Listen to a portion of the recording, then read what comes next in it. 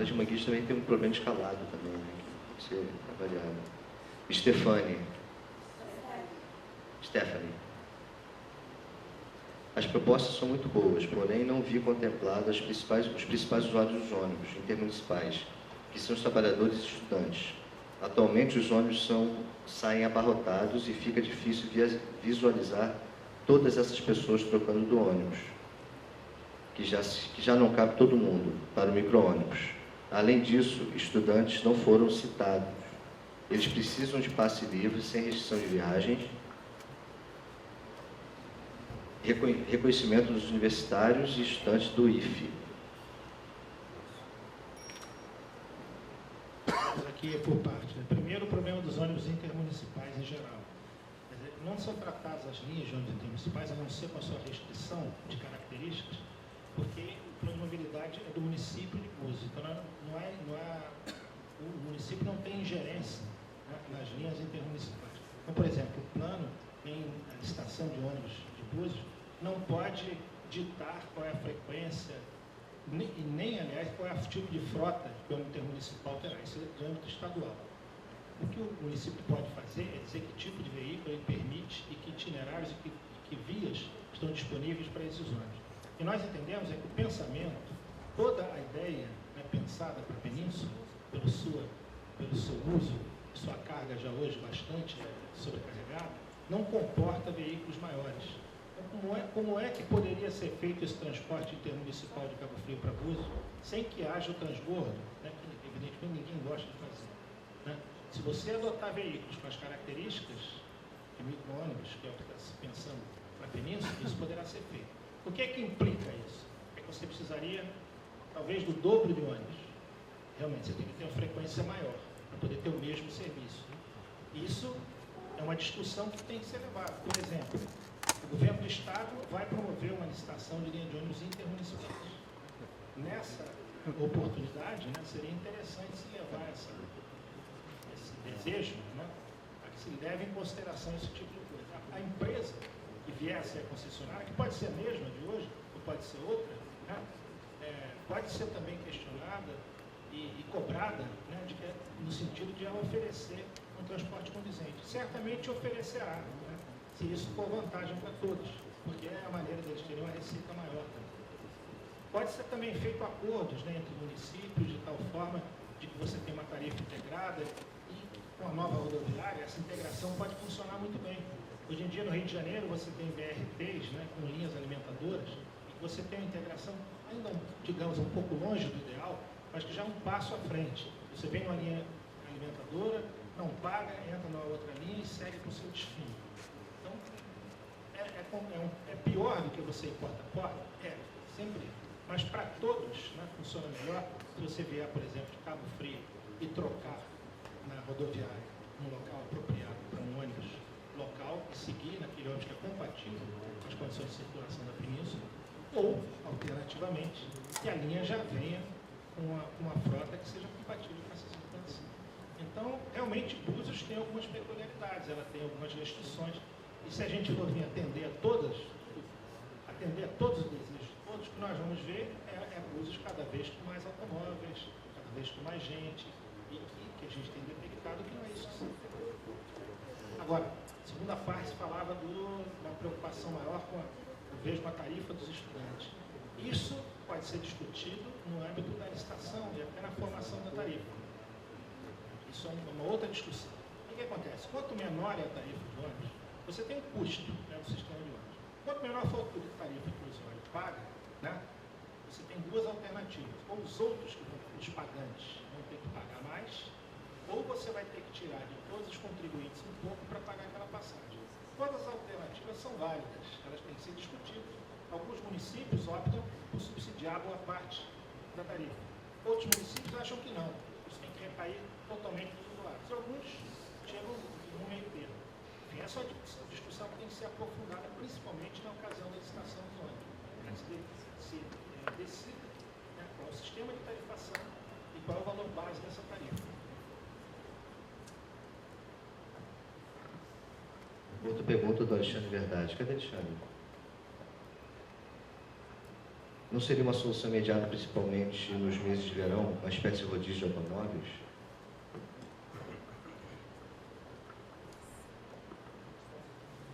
Olha, eu sou um crítico, né, do sistema de rodízio de automóveis, que é adotado em cidades como São Paulo, por exemplo. A gente sabe que quando você retira um certo número de automóveis das vias, por questão de número de placa, por exemplo, há uma certa tendência de que outros venham ocupar esses lugares. Porque você desafoga um pouco, melhora um pouquinho o tempo de viagem, com isso mais gente sai da rua de carro. Então, nos locais em que isso foi adotado, a longo prazo não se viu um ganho muito grande de fluidez do trânsito. Mas foi adotado, o que eu me lembro antigamente, em Caracas, e o que eu me lembro da experiência do trabalho que eu tive fazendo lá, isso na década de 80, é que muita gente tinha 2 carros, um bem velhinho, bem ruim, que é para usar no dia do rodízio, e outro para usar no dia a dia. Tá? Em Búzios isso pode ser, enfim, é um pouco complicado, porque isso funciona em geral imaginando os moradores da cidade. E aqui a gente tem muitos veranistas, né? Então é um pouco complicado você administrar isso, que o veranista vem passar uma semana, por exemplo, e determinado dia ele não pode sair de automóvel. Quer dizer, isso é possível? É. Não me parece que seja a melhor solução. É uma solução que pode ser tentada, né? Mas eu imagino que o resultado não seria o mais indicado. Isso não é a solução que me parece mais indicada. Mas eu confesso, enfim, como tudo sempre pode ser estudado, sempre pode ser tentado. Mas a minha experiência, né, não me permite recomendar que seja feito isso.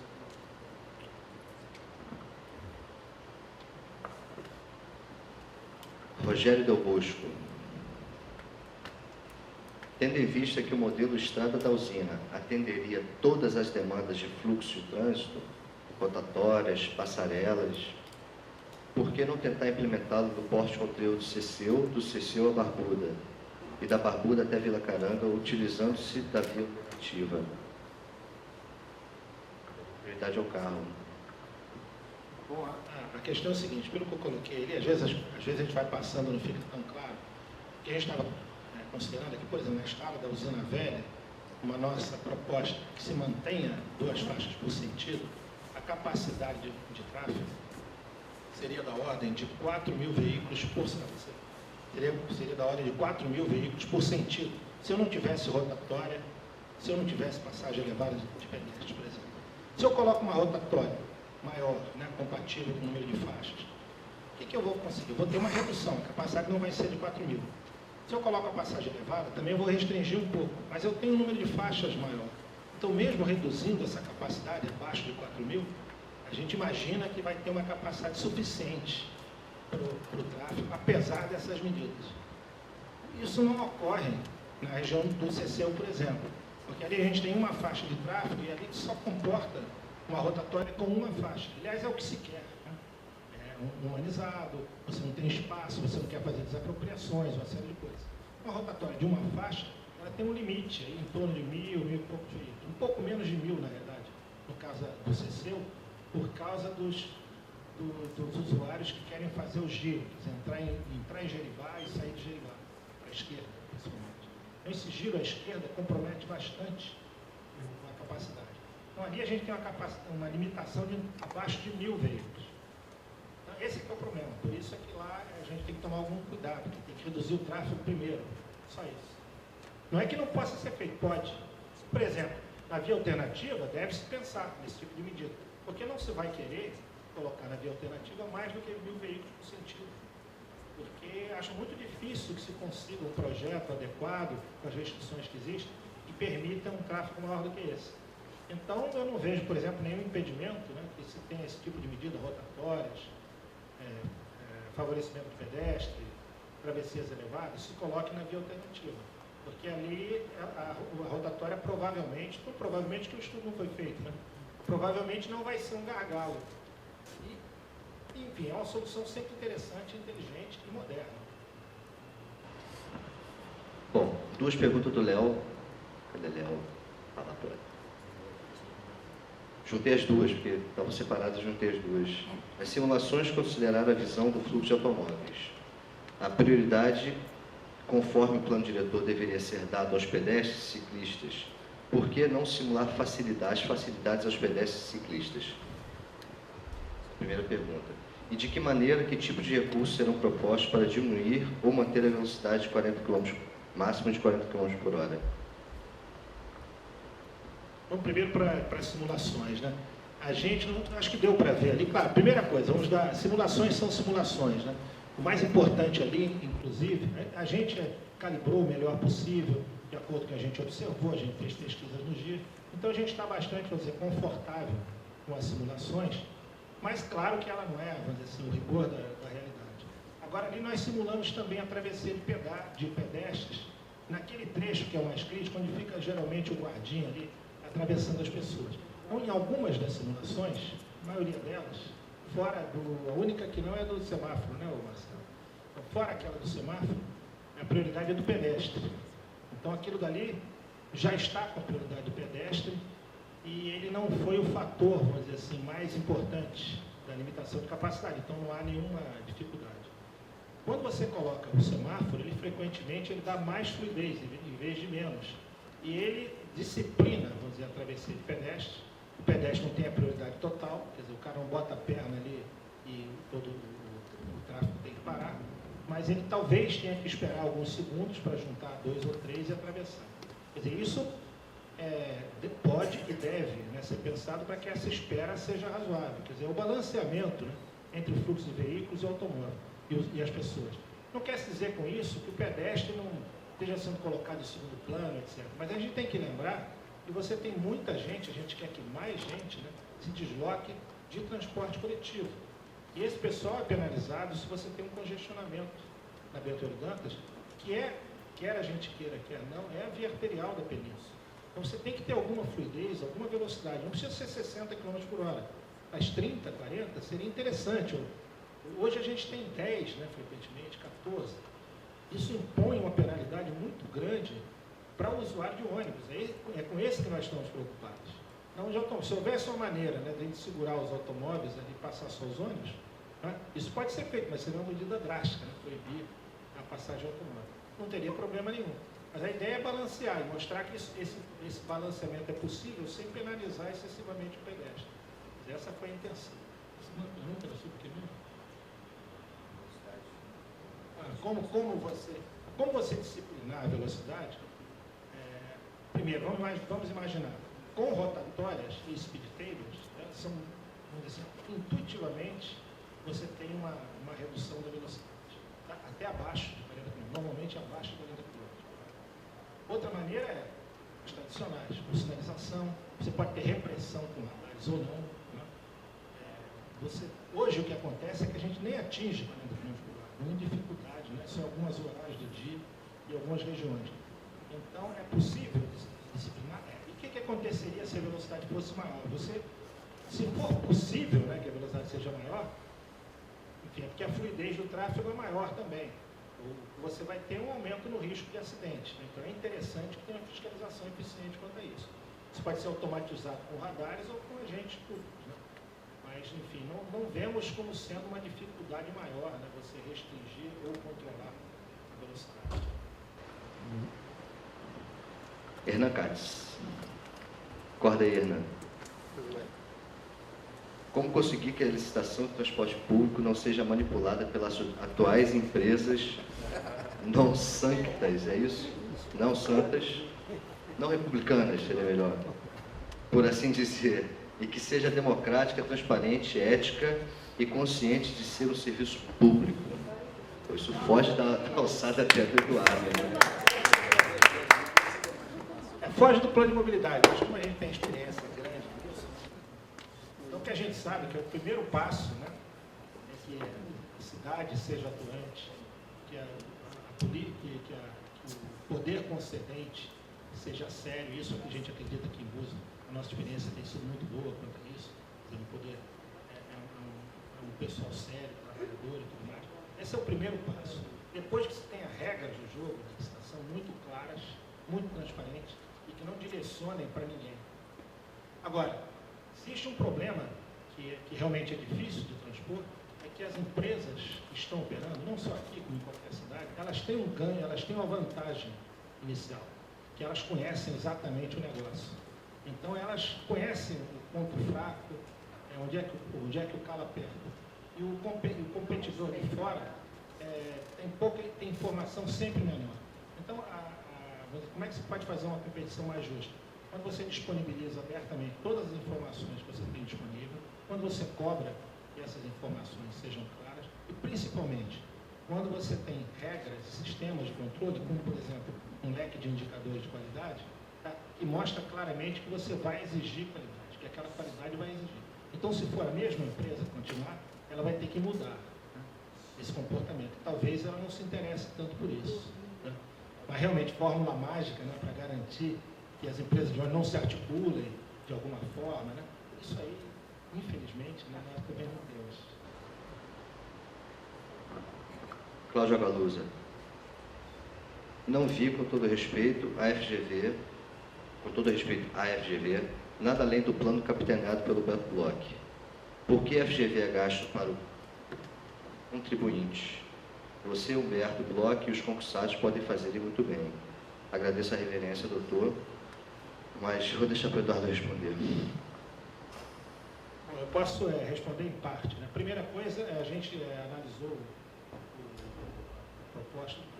plano preliminar, o anteprojeto de mobilidade desenvolvido aqui pelo Beto Bloch, aqui no âmbito da prefeitura, com o pessoal da prefeitura, e nós temos muito respeito, não só pelo Beto Bloch, como pelo Cássio, o Léo Kotak, Humberto, toda a equipe de Búzios, né, que, enfim, para nossa sorte, né, é um pessoal muito competente, e sempre é bom a gente dialogar com o pessoal competente. A gente acredita, né, que a gente partiu daí, e que, evidentemente, a nossa preocupação não é contestar os acertos, né, do plano do Beto Bloch, do Kotak, do Cássio. Eu diria até, é um material da prefeitura, né, foi desenvolvido aqui por Búzios todos, com contribuição de todo mundo. E que, enfim, tem muitas qualidades, e nós não estamos aqui para contestar isso não, a gente está aqui para acrescentar. Por que a comunidade, evidentemente, buscou o apoio da Fundação Getúlio Vargas, só a prefeitura pode dizer com mais clareza. Mas a Fundação Getúlio Vargas tem uma tradição de 70 anos, né, de seriedade e de rigor técnico, tem um corpo técnico aí de alta qualidade, aqui vou até me deixar de lado, porque eu não quero, aí não vai nenhum autoelogio, né? Mas enfim, é uma equipe grande, da qual eu sou apenas uma parte, né? E que a gente tenta sempre aproveitar aquilo que tem de bom em cada lugar e dar um apoio, que é dar a nossa pequena contribuição para que Búzios possa desenvolver. Quanto a dizer que a equipe da prefeitura poderia desenvolver um bom plano de mobilidade, eu acredito que sim. Eu não sei se eles têm outras atribuições, né, que talvez eles possam dedicar o seu tempo a elas ou não. Ou seja, naturalmente, eu imagino que eles quiseram ouvir o pessoal de fora e até direcionar e dividir melhor o seu tempo para outras atividades. Mas, evidentemente, eu concordo também, um pessoal altamente qualificado teria perfeitamente condições de estar à frente do projeto.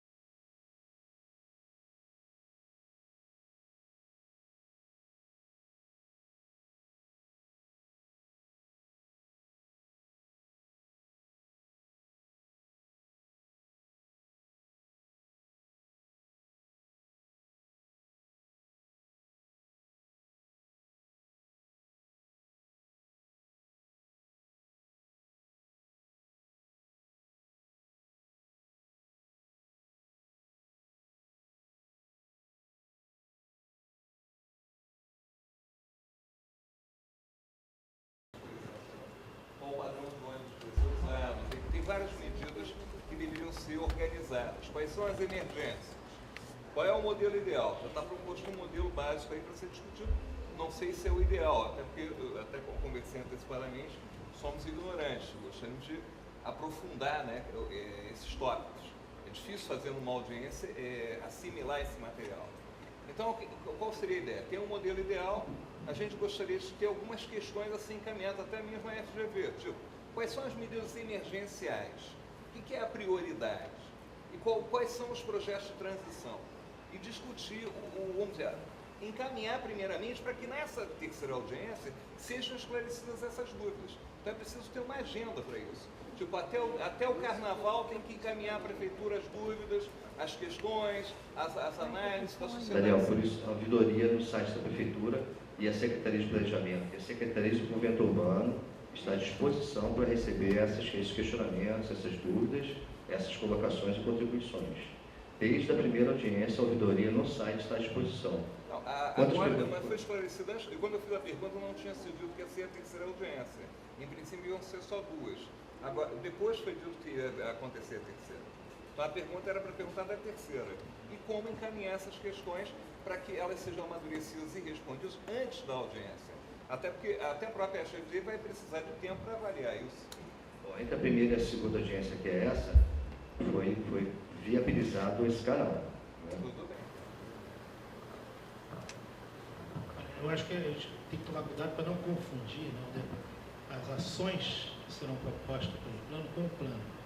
Por exemplo, licitação de linha de ônibus, características detalhadas, tem que constar numa licitação de linha de ônibus, você tem que dizer qual é a frota exatamente com as suas características. O plano de mobilidade não. O plano de mobilidade ele tem que dizer que tem que ser feita uma licitação de linha de ônibus. Tá? Mas avançamos um pouco, sim. Estamos propondo já alguma coisa em termos de frota que a gente acha que é desejável. Isso vai ter que ser objeto de um estudo mais detalhado. Nem seria possível de outra forma, senão no prazo disponível, né, não é possível se discutir cada um desses itens, e boa parte deles merece um projeto isolado, e deverão ter. Né? Se eu quisesse decidir qual é o melhor ônibus para transportar Búzios, em termos ideais, quais as características detalhadas dele, ele deve ter um botãozinho em braille ali, por exemplo, isso em vários lugares é obrigatório, certo? Esse nível de detalhamento deve ser estudado, deve, em algum momento. No plano de mobilidade, não. E por que não? Se você discutir em detalhe cada um dos aspectos ligados à mobilidade da cidade, você tem que ter um plano de duração bem maior do que esse. Né? Então, nesse prazo que nós dispomos, não é possível entrar nesse nível de detalhe. O que não quer dizer que os detalhes não sejam necessários. O que o plano tem que sair no final? Ele tem que sair com o seguinte, olha, um elenco de projetos que deve ser realizado. De preferência, ordenado, é o que nós queremos, né? Não uma coisa vaga. Né? Dizer realmente, olha, deve ser feita uma licitação de linha de ônibus. Tá? A ideia ficou cristalizada que deve ser micro-ônibus. Qual é o micro-ônibus? É de 25 lugares? É de 30 lugares? Não vamos entrar nesse nível de detalhe, não. Deve ter facilidade de acesso a pessoas com dificuldade. Pode admitir elevador ou necessariamente deve ser uma rampa? Ele deve ter o piso baixo ou não deve ter o piso baixo? Porque em determinadas ruas de Búzios, talvez você não consiga o piso baixo. Certo? Esse nível de detalhamento tem que ser feito em algum momento, mas não é no plano de mobilidade. Então, eu não acredito, né, que essa discussão, como o Humberto falou no início, se esgote no plano de mobilidade. Isso é um trabalho contínuo. Quer dizer, a gente vai ter uma série de projetos. Vamos discutir licitação de linha de ônibus? Então, na licitação de linha de ônibus vai ter audiência pública também. E lá vai ser discutido em detalhe, né? Tarifa, o itinerário definitivo, uma série de coisas, no nível que a lei mandar e que a cidade desejar e que a população achar conveniente. Claro, a cidade é da população, ela tem que decidir. Mas, realmente, aquela história de sempre, o ótimo é inimigo do bom. Né? É importante que a gente dê um passo seguro, quer dizer, um leque de ações que são necessárias, derivadas do plano de mobilidade, uma diretriz segura. E agora, como a gente tem um plano diretor, agora tem um plano de mobilidade. Agora vamos atacar esse projeto ou essa ação que é proposta pela plano de mobilidade. E vamos avançando cada vez com mais detalhe, até que a gente um dia vai ter uma cidade fantástica, a nível das melhores cidades mundiais, que Búzios com certeza tem condição de chegar lá. Então essa é a ideia. Dona Ruth Penido, se o centro vir a se tornar uma área de pedestres, o que acontece com as casas que não têm garagem? Vou dar um exemplo de um projeto que a gente está desenvolvendo para esse ano ainda, que é para uma rua que todos nós conhecemos aqui, uma rua super tradicional em Búzios, que é a Rua da Brava, Rua Alfredo Silva. E pretendemos dar um caráter de vila mesmo, né? A Rua da Brava, que ali é uma via que não é tão fundamental assim para a fluidez do trânsito, e é uma rua de bairro, que é quase um playground da criançada, garotada que mora ali. E um dos pontos mais complicados é justamente resolver essa questão da vaga dos carros que estão na Rua da Brava. E boa parte da minha família mora ali, enfim, tem muitos conhecidos, vem discutindo, conversando muito com eles sobre isso. Então a gente está tentando achar uma solução de até ter a possibilidade de desapropriação de uma área para um estacionamento específico para esses moradores, né? Uma solução parecida pode servir para o centro, por exemplo. Então a gente está discutindo, desenvolvendo isso para achar uma melhor solução. Se for uma pedestre, não pode pelo menos deixar uma parte da rua para as pessoas poderem estacionar o carro? As pessoas que moram no lugar, os moradores daquela rua? Talvez já complementando, né? Mais um projeto que, claro, tem que ser desdobrado. Por exemplo, uma possibilidade é que, vou dizer assim, num primeiro momento, se permita estacionamento na rua, mas apenas daqueles que moram, ou dos usuários das pousadas.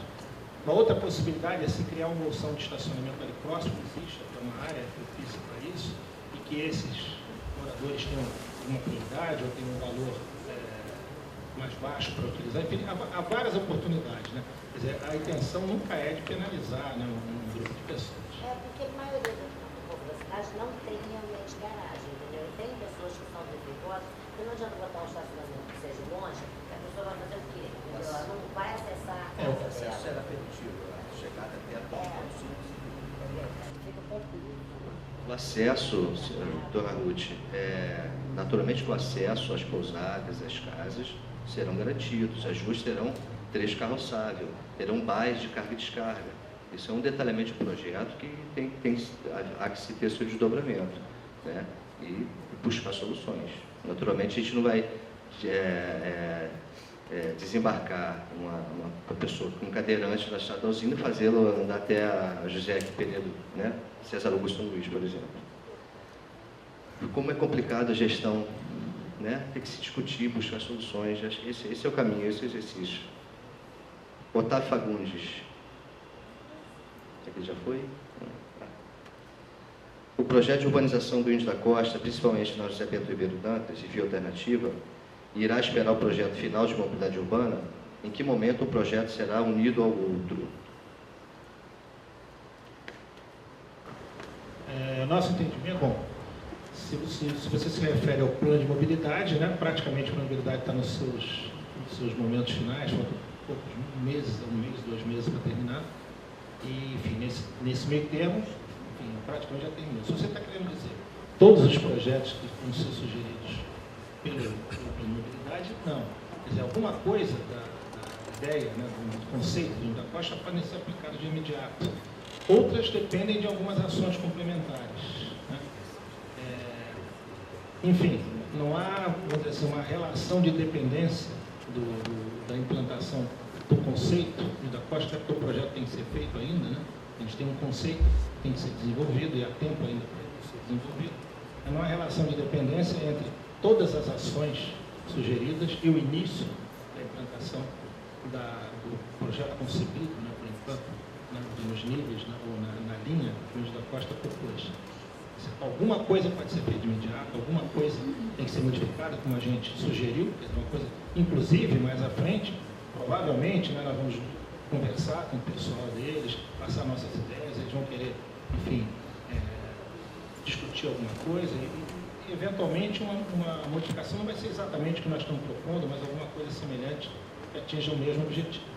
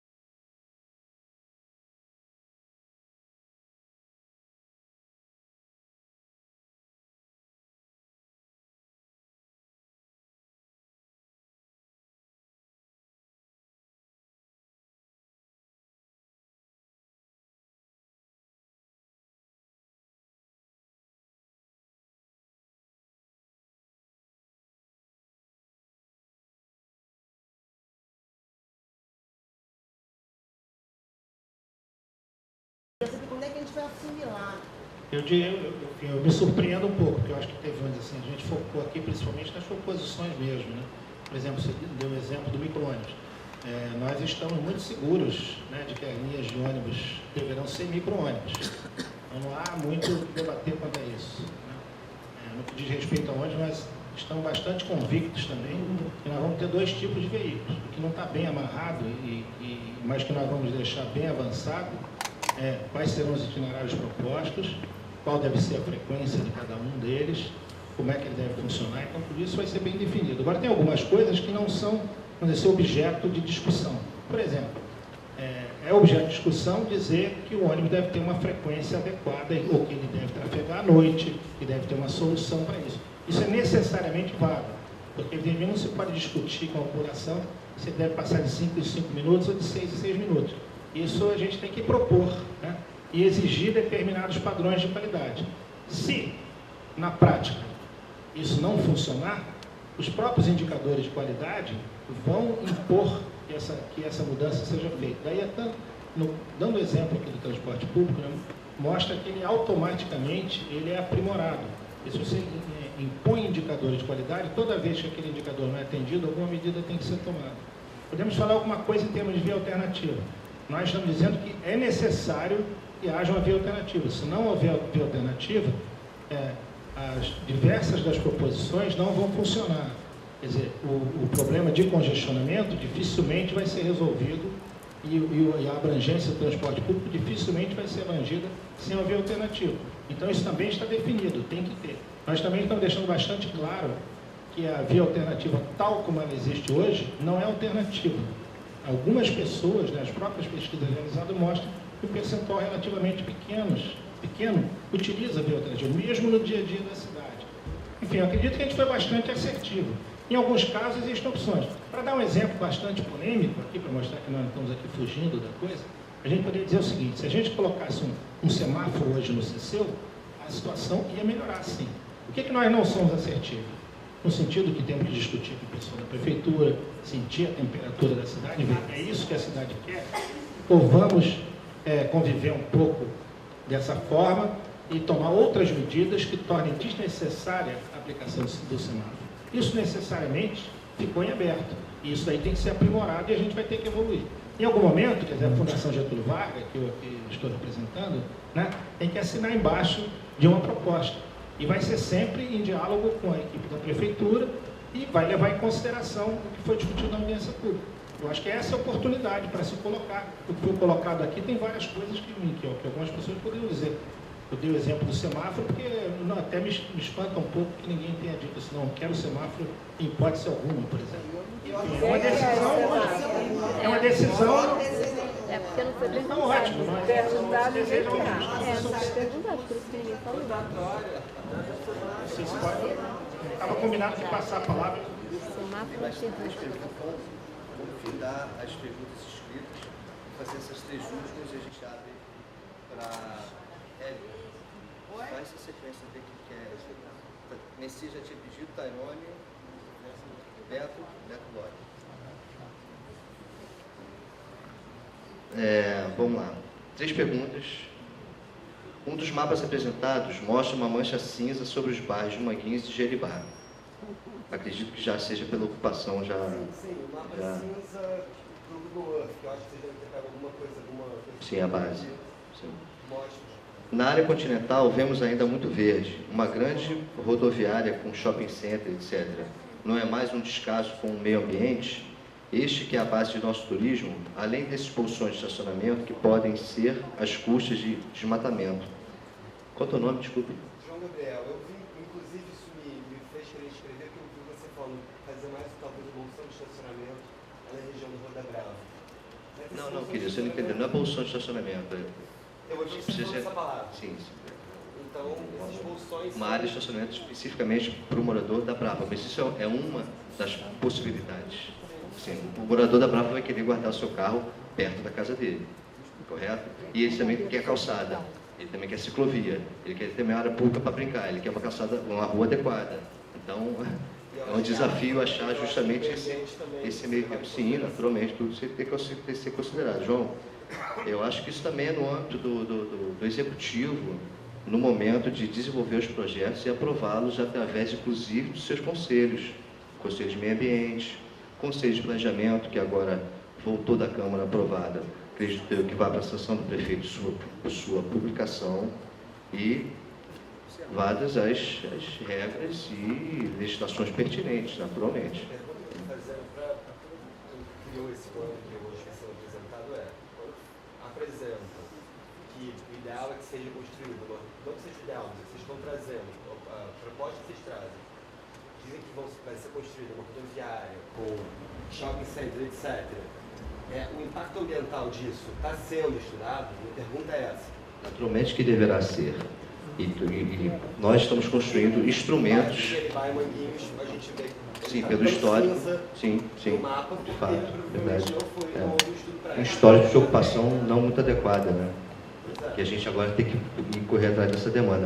Estamos construindo regulamentações específicas previstas no plano diretor, como o relatório de Pacto de Vizinhança e a RIM, etc., que vão ser aplicados devidamente. E, acredito eu vou defender isso como secretário, que essas soluções, esses projetos sejam devidamente discutidos através de conselhos específicos de meio ambiente, planejamento, com a sociedade civil organizada. Acho que esse é o grande caminho do instrumento muito democrático, da participação da sociedade. Acho que eu defendo isso, vou defender sempre. Alexandre Verdade, outra pergunta.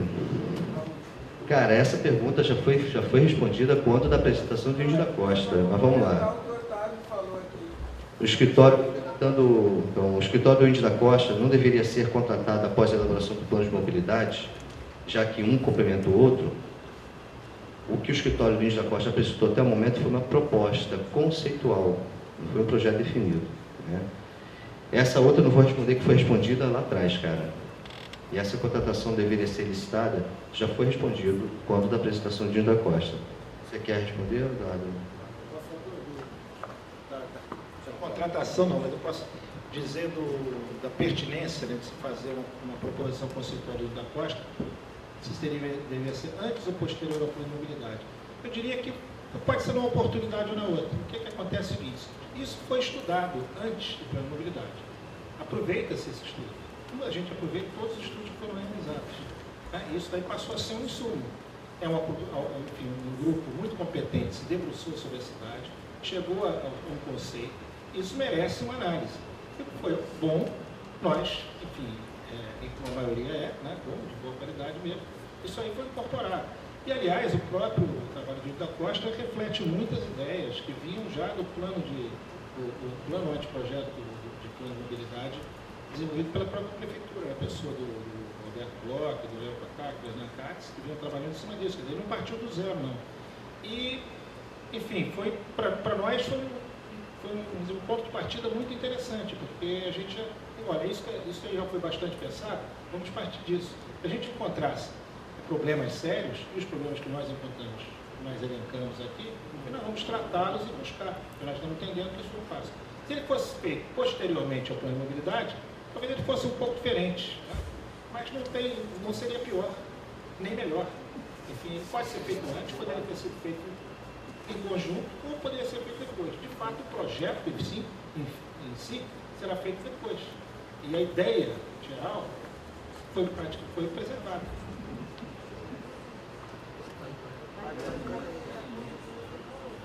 Silvana Graça. Já que vai ser utilizado micro-ônibus em nossa cidade, o que eu acho perfeito, a empresa salineira, no caso, está disposta a oferecer esse serviço, essa pergunta tem que ser feita salineira, não. Isso é uma coisa que tem que ser discutida no edital de licitação. Se a salineira quiser, ela vai ter que cumprir com as regras determinadas no edital de licitação. E se for a salineira que vai ganhar? Se for a salineira, justamente.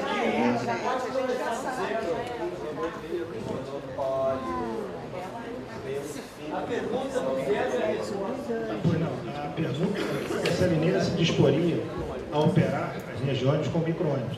E a resposta do Beto, perfeita, né? É que não cabe a salineira decidir se vai ser micro-ônibus ou se não vai ser micro-ônibus. A licitação é que dita as regras. E quem garante que a salineira vai ser quem vai explorar após a licitação. Pode ser ou não, ela deve ser uma concorrência assim, achar interessante. Tem um porém, nas últimas décadas de A gente vai ver. Tem um porém aí, senhor. Desde que Búzios é município, se tornou a salineira intermunicipal. Nós temos 24 sublinhas, São Cristóvão, Jardim Esperança. Me parece que o plano pronto aqui é o que já estava aqui. São os ônibus e os micro-ônibus. O micro-ônibus, na hora que não tem pique, circula. Na hora que tem pique, como em Curitiba, Porto Alegre, os grandes ônibus.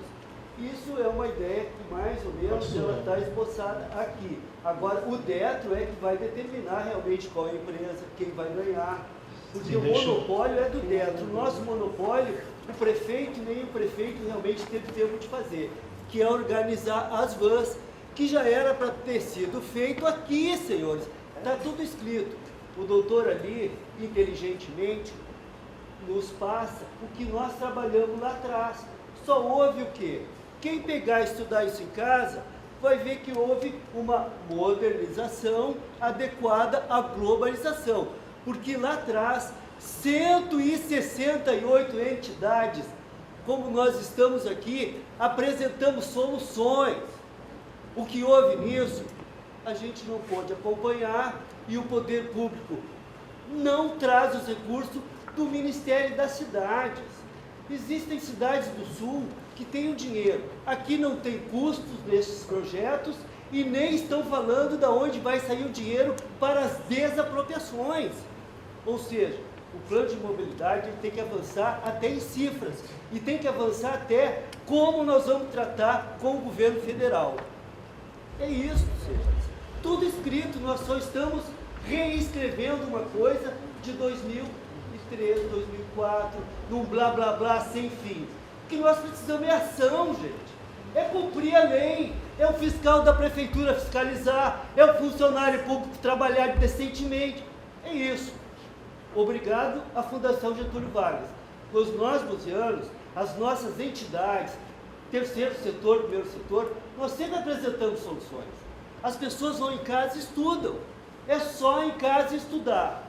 Os novos que chegaram já deveriam ter isso decorado. O secretário, o funcionário, contratou a Fundação Getúlio Vargas para me dizer o que eu já sei.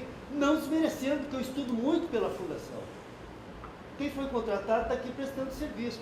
Agora, houve um atraso na administração do doutor André muito grande.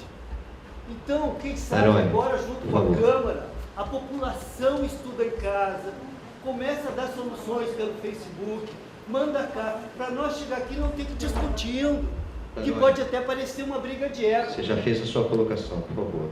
Então, eu sugiro, por favor, aproveitando que a Márcia colocou, o que o senhor Daniel colocou, e repito o que eu e a Alice falamos, nós nos colocamos à disposição, nós, Secretaria de Desenvolvimento Urbano, Secretaria de Planejamento, de fazer uma agenda daqui de hoje até a terceira audiência pública, de, através das entidades civis, a gente fazer essa agenda e criar essas câmaras temáticas de discussão até a terceira audiência. Então, estamos à disposição, como sempre estivemos. Né? Bom, Messias. Bom, tem Messias para falar, Tairone já falou. Depois o Beto. Boa tarde a todos. Messias. Microfone.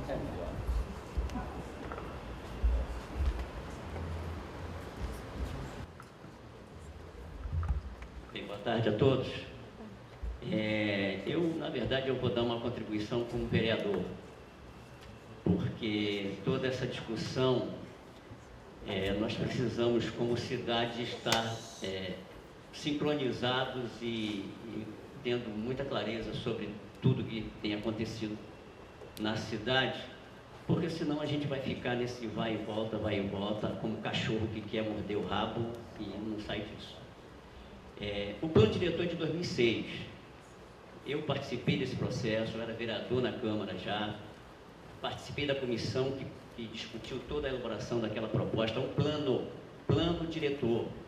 A gente precisa, antes de mais nada, entender a diferença entre plano diretor ou um plano de mobilidade e plano de ação, porque todo plano que é um plano de cidade, um plano que estabelece diretrizes para um caminho que se tem que trilhar. São diretrizes no plural, mas o caminho é um só. E o plano, ele tem essa missão de estabelecer diretrizes para um caminho que se quer seguir. Foi isso que se fez com o plano diretor, é isso que tem que ser o plano de mobilidade, e isso tem que resultar em planos de ação do Poder Executivo, que é uma outra coisa, que a discussão não é aqui, não é o plano de mobilidade. O plano de mobilidade, ele estabelece diretrizes para ações governamentais que vão na direção daquele caminho que foi apontado nessa discussão, claro, envolvendo a sociedade, que tem que, de fato, participar. Mas, assim como o governo, assim como a Câmara, a sociedade também tem que estar organizada para isso. Então, esse é o nosso grande desafio desde sempre. E o plano diretor, repito, é de 2006. Já estamos em 2014. Eu, particularmente, é de 15, já estamos em 2015. Quisera eu que ainda estivéssemos em 2014, porque ganharíamos mais um ano, ou seja, menos um ano de atraso. Mas o fato é que o plano de 2006, não há nem que se falar hoje em revisão desse plano, porque é um plano que sequer implementado, ou minimamente implementado. Então, revisão de quê? Acho apenas para reconhecermos que estamos atrasados e que muito pouco se fez daquilo que ficou estabelecido naquele plano, que aponta-se um caminho, quer queiramos ou não. É uma lei, é bom que se diga, plano, ele resulta numa lei municipal. O plano diretor é uma lei, assim como o plano de mobilidade terá que ser uma lei. Isso que está sendo tratado aqui tem que finalizar na Câmara de Vereadores numa lei municipal, que não estabelece ações, estabelece diretrizes para um caminho que a sociedade buziana apontou. É isso. E nós temos todos que ter responsabilidade com isso, porque não é um plano de governo, não é intervenção governamental. É algo que está estabelecido como política nacional, vem no desdobramento do governo federal e que chega no município. E que o município tem prazo, sim, para se ajustar, para se adequar. Nós não estamos aqui antecipando nada, não.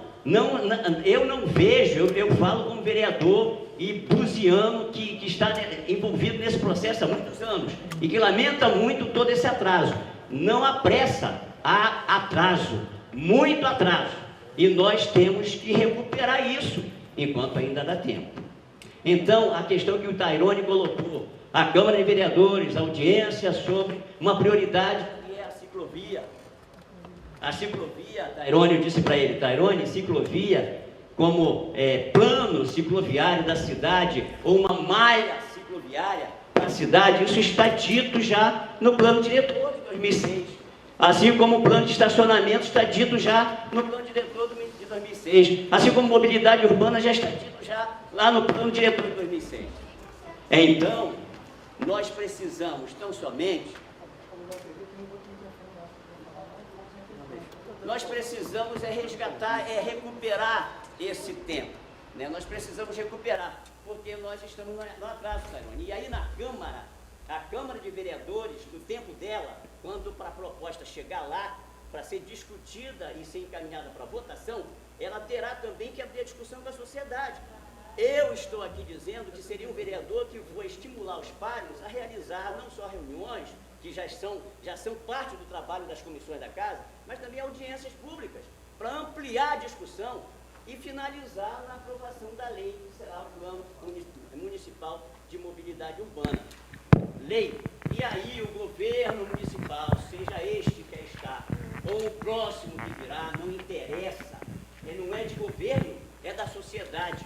Ele que trate de executar o plano. É isso o que nós não fizemos ainda desde o plano diretor. Ou muito pouco se fez. Então, esse é o nosso desafio. Eu, como vereador da cidade, representante de vocês, me coloco aqui como aquele que traz uma contribuição no sentido de entendermos melhor esse processo, para sairmos desse lugar comum de discussões que vão e voltam e que não permitem que a gente avance 1 milímetro. Então, é esse o momento de nós, cada um assumindo o seu papel. Cada um assumindo o seu papel. Na audiência pública, Tairone, para mim é menos importante o horário em que ela se realiza do que verificar que os poderes que têm que estar lá presentes na audiência para manifestar o seu posicionamento, que eles estejam lá pelos seus representantes, legitimamente constituídos para tal, assim como o legislativo que esteja lá com os vereadores na audiência, como representantes que são da sociedade. E a sociedade que lá esteja na audiência, não importa o horário, demonstrando que ela está organizada para isso, com seus setores organizados. Não é a população como um todo, não, os setores organizados. Pode ser pela sua representação do setor. E não, como é muito comum se ver, seja no Poder Executivo, no Legislativo ou na própria sociedade, a gente não vê bem isso. Muitas das vezes, quem lá está, representa ele próprio. E não é isso que se quer. Não é isso que vai trazer um ganho para a cidade.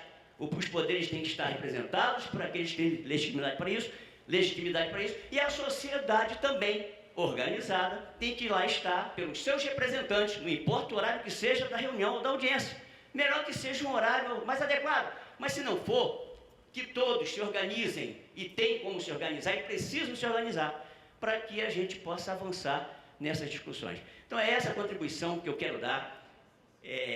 A audiência sobre ciclovia, sobre essa discussão, quando chegar lá a matéria, a Câmara vai ter que discutir isso está previsto aí, como diretriz estabelecida, vai ser um momento de discussão, vai chegar esse momento, e se alguma audiência quiser que seja feita agora, Alice, que aí não é o momento da Câmara, ainda é o momento do Executivo, se há a intenção de realizar uma audiência, uma terceira na Câmara, que se dirija ao chefe do Poder Legislativo, solicitando espaço para que essa audiência seja realizada. Agora, a intervenção direta do Poder Legislativo nessa discussão se dará quando essa matéria chegar lá, porque aí caberá ao Poder Legislativo conduzir o processo.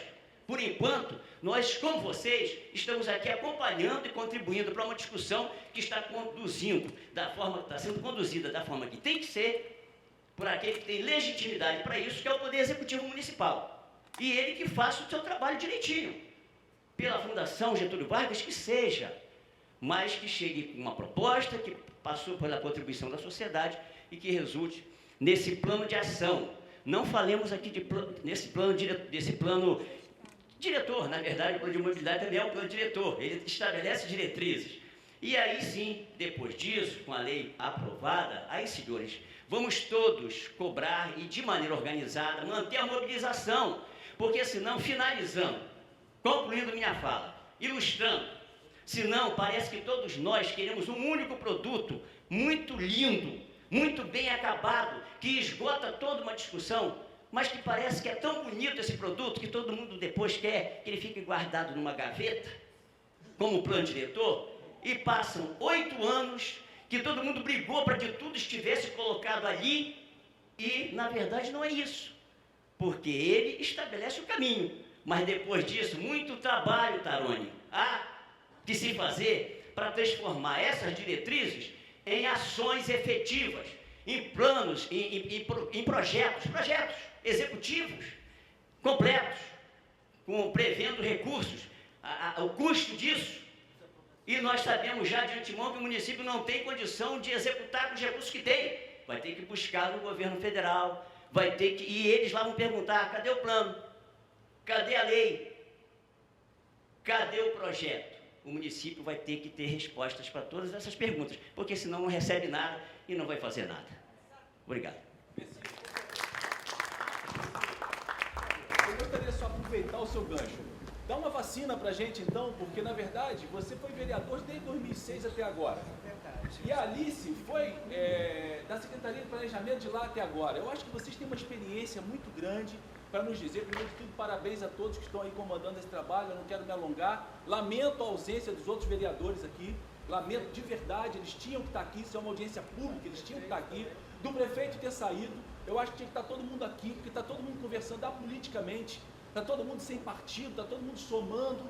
Agora, vacine-nos, para que a gente não demore 10 anos que o plano diretor está aí e não foi implementado. O que aconteceu, Alice? O que aconteceu, Messi? Entendeu? Ajuda a gente, para a gente não deixar isso morrer. Sinceramente, eu sou representante da minha sociedade, do povo dizendo.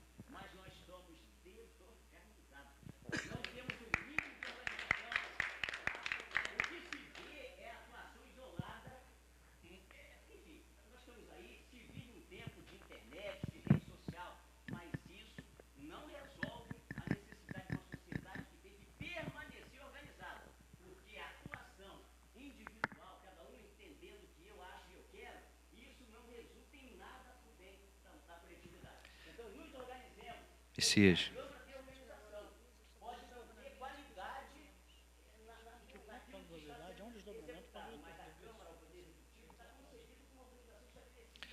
Messias.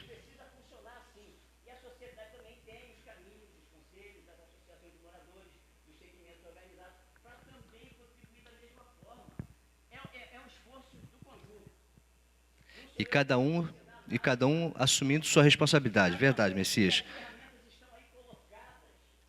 E Messias, complementando o que você está dizendo, não precisa vacina, doutor Cláudio. Doutor Cláudio, não precisa vacina. Eu acho que é justamente isso que o Messias falou. Cada um assumir sua responsabilidade e a sociedade civil ter capacidade de organização. E o poder público, por sua vez, atender uma demanda que, desde 2006, quando o plano diretor foi aprovado, nós, em 2 anos, estamos correndo como feito loucos para aprovar o plano de mobilidade, fazer relatório de impacto de vizinhança, o código de obras, a lei de parcelamento, os conselhos de planejamento, estão prontos. Então, a gente está aqui trabalhando feito louco para atender essa demanda, para, em 2 anos, ver se a gente consegue atender minimamente o que o plano diretor estabeleceu na sua discussão e na sua aprovação. Então, acho que isso, faço minhas as palavras do Messias, foi muito boa a sua intervenção, acho que é justamente isso, a gente tem que assumir nossa responsabilidade e se organizar melhor. O teatro vai ser disponibilizado daqui a pouco para uma aula de teatro, a gente tem que findar, a inscrição é para o Beto, tá, Daniel? Mas a Prefeitura tomou a iniciativa de procurar referência em administração pública, que é a FGV. Então já está buscando organização. Sim. Então vocês estão, isso tem que se louvar. E, não tinha organização, agora vocês têm uma expertise. E não só isso, e também na nossa estrutura administrativa, a FGV também está nos ajudando a fazer uma reformulação da nossa estrutura. Então, O debate é bom quando o debate é na mesa. Por exemplo, encaminhar discussões através do site, na ouvidoria, isso não funciona, vai me desculpar. É melhor a gente fazer reunião com a sociedade organizada. Tá? Mas a FGV é uma referência e parabéns. Entendeu? Eu queria complementar, porque, Messias, você foi brilhante. Você fechou o que precisava fechar. Eu tentei me explicar, mas você realmente foi bem mais claro e transparente. A diferença de lei para plano, isso é 1. 2, desdobramentos do plano diretor. Quando nós assumimos, estava tudo nebuloso. Nesse período que nós lá estamos, nós conseguimos continuar o trabalho de 2006. Então, por isso, as leis já foram encaminhadas. Nós fizemos as leis de desdobramento do plano diretor. Do mesmo modo, fizemos a contratação da consultora Marlene Triste, que fez a consultoria à época do plano diretor, montamos o relatório de impacto de vizinhança, montamos a lei do parcelamento, montamos o Conselho Municipal de Planejamento, montamos a Comissão de Inserção Urbanística e encaminhamos para a Câmara. A Câmara, esta semana, aprovou o Conselho. A redação de uma coisa como o Conselho teve 6 versões. Cada palavra que está ali, a consultora dá a sua opinião, nós mandamos para a Procuradoria, que contribui, vai para a Câmara dos Vereadores, que discute, volta para nós refazemos, mandamos para a Procuradoria e assim vai. Nós já fizemos isso. Então, eu posso afirmar que a continuidade do Plano Diretor de 2006 retomou em 2013. E em nenhum momento mais passou-se a discutir modificações nele. Modificações nele é um assunto que não existe mais no âmbito da nossa gestão. Nós temos que andar para frente para atingir aquilo que o Messias falou muito bem. Ele precisa ser implementado. Quando o Humberto fala revisão, revisão do quê? Se não for implementado. Vamos implementá-lo. E como é que nós vamos fazer isso? Fazendo as leis complementares, fazendo com que os projetos sejam adequados à lei que está vigindo. Um dos problemas que nós temos, o que é? Quantidade de gente. Quantidade de gente é diferente de taxa, porque eu posso botar numa mesma quantidade de metros quadrados 10 pessoas ou 40 pessoas.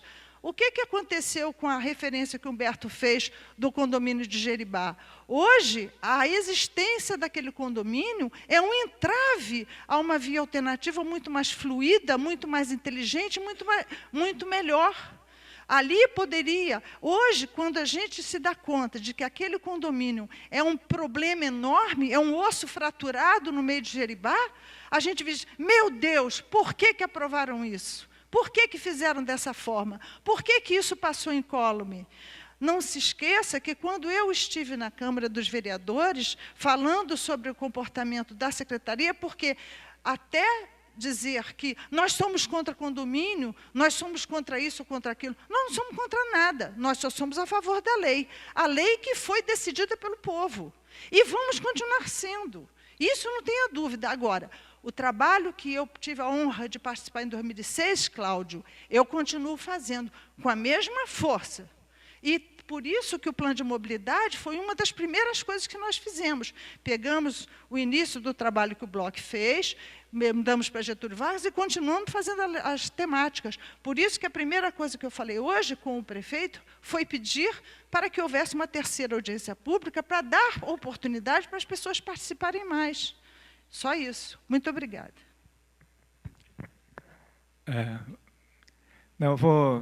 O que eu queria fazer, na verdade, é contribuir, que eu quero fazer. Eu acho importante que se falou que vão ter oportunidades de encontros para se discutir, que é uma oportunidade mais realista do que a gente fazer uma intervenção via ouvidoria, com simples observações, né? Mas, de qualquer maneira, eu queria pontuar algumas coisas. Quer dizer, eu acho que a interdependência entre a questão política, o tempo da política, né, que é diferente do tempo da cidade, né? Então, isso a gente tem que reforçar os conteúdos técnicos, né, os conteúdos de decisões sobre a cidade, que elas ultrapassam o tempo político, né? Então, é importante que a gente, concordando, inclusive, com o Messias, que a gente consolide essas ideias, né, gerais para a cidade. Eu queria falar alguma coisa, como eu fui citado várias vezes, e como eu realmente eu acho o tempo muito curto para você fazer uma análise de uma apresentação e fazer uma análise crítica ou propostas alternativas, né? Mas eu queria comentar, eu quero primeiro agradecer os elogios do Eduardo, fico muito feliz e eu queria dizer que, diferentemente um pouco do que a Alice colocou e o próprio Eduardo, eu acho que esse plano, vamos dizer, aproveitou, ele parece em muitos momentos com o que a gente trabalhou, né? Mas eu acho que ele tem diferenças assim, estruturadoras, ele é muito diferente, na verdade. Porque a base do que a gente esteve pensando para a cidade, discutindo esse tempo todo, é uma visão de uma cidade das pessoas, né? Assim, num limite extremo, se diria que, por exemplo, se o carro não entrasse dentro da península, seria ótimo, não faria falta. Claro que isso não é uma realidade, mas a gente fez um plano pensando os espaços urbanos para as pessoas. E o plano que a gente viu, pela própria forma técnica de abordar, é um plano muito mais rodoviarista, né? Se abordou muito mais o problema do automóvel do que da cidade, dos seus espaços, né? Eu vejo assim, a própria abordagem, eu discordei, a gente vai conversar mais adiante, eu discordei assim, porque eu tenho visto outras formas de entender os fluxos de carros, muito menos assim como dutos que têm que ser dimensionados de acordo com o tamanho do volume, né? Você medir o volume e ver aquela rua quanto cabe, e ver uma questão da capilaridade mesmo, né? De como as ruas se interligam, como há mais conectividade e, na verdade, atende mais essa ideia da cidade ter mais vida em todos os lugares, né? Não só do carro circular com menos rigidez nesses dutos, né? A cidade ter mais vida, a maneira do carro circular funcionaria diferente. Quando houve a observação que não deveria ligar a alternativa com a principal, que essas ligações não deveriam ser estimuladas, eu discordo. Eu acho que elas devem ser estimuladas, o uso da malha viária de uma maneira menos definida, inclusive o próprio desenho das linhas de transporte, trazendo a ideia das vans levando para um centro principal com ônibus maiores, continua reforçando esse eixo principal, quando eu acho que o caminho deve ser da disseminação do ambiente onde todos circulam pela cidade como um todo, e a gente estaria só reproduzindo tentando solucionar, dar continuidade a uma forma que eu acho que não é que é uma forma que foi praticamente natural, mas que a gente tem alternativas e ela já até se aponta com essa ideia da via alternativa. Então, eu acho que tem muitas coisas boas e tem coisas ainda estruturais para se discutir. O que eu acho, eu não sei se está todo mundo entendendo o que eu estou falando, porque eu estou tão debruçado sobre isso, às vezes eu acho mas eu acho que a gente está... Eu estou falando exatamente sobre isso. A questão do transporte público, por exemplo, no nosso projeto, ele é considerado, e vocês citam isso várias vezes, como a base dessa mudança da forma de se deslocar na cidade.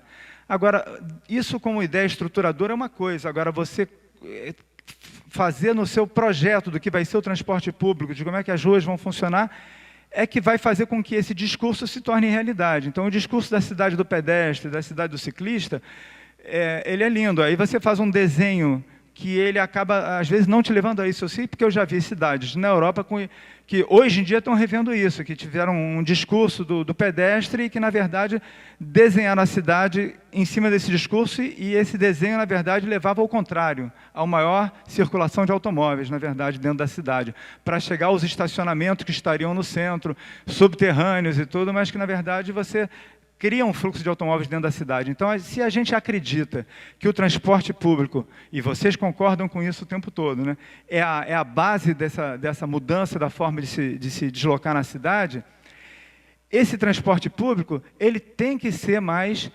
desenvolvido nessa fase de plano de mobilidade. Ele não pode ser discutido só na hora de discutir o transporte público. Eu vou dar um exemplo sobre isso no que a gente estava, como vocês estavam expondo aqui. O transporte público vai ter um tamanho tal, esse micro, porque o micro pode ter, como vocês apresentaram, né, 25 lugares, 20 ou 30. Ele pode ter um porte que ele hoje já consiga circular pela via alternativa. Se a gente considerar que a via alternativa só vai ser usada pelo transporte público, no momento que ela estiver apta a suportar o transporte que foi determinado ou sugerido, né, com o porte que a gente viu na foto e que vocês mesmos declararam que ele não caberia hoje em dia na via alternativa, a gente está dependendo de uma obra que depende, vocês retificaram muito o caminho da via alternativa também, aí dependeria de outras desapropriações. Gente, a gente precisa da cidade já, né? Uma licitação de transporte público que permita que, com o sistema viário que existe hoje, possa já mudar a maneira das pessoas se deslocarem na cidade, fazer com que as pessoas se desloquem mais para o transporte público em vez do automóvel, por exemplo, isso é uma visão estratégica do que a gente pode fazer para começar a modificar a cidade num prazo muito mais curto. Entendeu? Então, eu acho que certos detalhamentos que estão previstos para ser depois, o plano cicloviário, ele é parte do plano viário, ele não é uma coisa separada, porque a própria maneira que a via acontece, ela já permite a ciclofaixa. Quer dizer, eu acho que está muito compartimentado como proposta e acho que a gente está perdendo a oportunidade de ser mais rápido em termos de soluções. E aí, os exemplos que eu dei são muito significativos. Eu vou fazer uma análise, porque realmente, a partir de uma apresentação rápida, a gente não tem como pensar e propor. Então, eu pretendo, nesse período que eu acho que vai ser disponibilizado para a gente estar discutindo juntos e desenvolvendo ideias que podem não ser nem as que eu estou propondo agora, nem as, né, mas que vai ser uma evolução da gente pensar mais sobre esses conteúdos, né, que a gente tem que... Eu acredito que a gente tem que chegar ao final do plano de mobilidade com as definições estruturadoras resolvidas, mesmo que impliquem algum detalhamento mais preciso, porque é ele que permite que a gente tenha uma solução que aconteça num prazo curto, né? Eu acho que é isso que eu posso contribuir agora.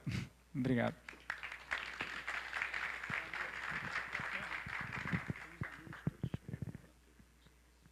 Então, vou ser rápido.